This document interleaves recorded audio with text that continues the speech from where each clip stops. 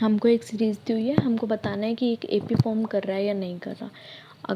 AP form कर रहा है या नहीं कर रहा है हम कैसे पता लगाते हैं? हम डी की वैल्यूज़ निकालते हैं।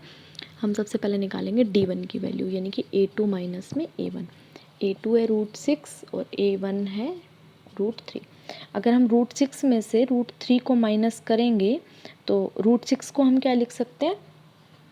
√3 इंटू √2 माइनस का √3। इसको कैसे लिखेंगे हम? √3 कॉमन लिया तो क्या बच्चा हमारे पास √2 माइनस 1। ठीक है, अगर हम D2 की वैल्यू निकालें, D2 क्या हो जाएगा हमारे पास? A3 माइनस में A2।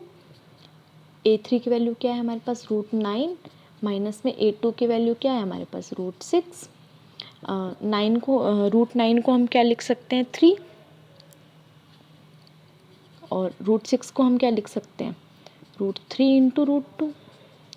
या फिर हम 3 को क्या लिख सकते हैं? इसमें से 3 को हम लिख सकते हैं √3 इंटू में √3। तो √3 अगर हम कॉमन ले लेंगे तो हमारे पास बचेगा √3 माइनस में √2। ऐसे अगर हम D3 की वैल्यू निकालें तो D3 क्या हो जाएगा?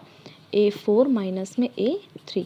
A4 की वैल्यू क्या है हमारे पास? √12 और A3 की वैल्यू क्या है हमारे पास? √9। अब √12 को हम क्या लिख सकते हैं? 2√3 और √9 को क्या लिख सकते हैं? 3 का मतलब √3 इंटू में √3। दोनों में से √3 अगर हम कॉमन ले लेंगे तो यहाँ क्या बचेगा हमारे पास? 2। और यहाँ से अगर हम √3 कॉमन ले लेंगे तो क्या बचेगा हमारे पास? √3। यहाँ बचा हमारे पास 2 minus √3।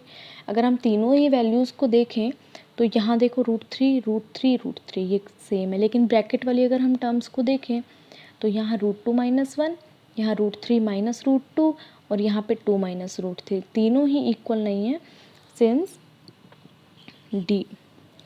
D1 does not equal to D2 does not equal to D3। जब हमारे पास कॉमन डिफरेंस ही इक्वल नहीं आया तो हम बोल सकते हैं कि ये एक एपी फॉर्म नहीं कर रहा।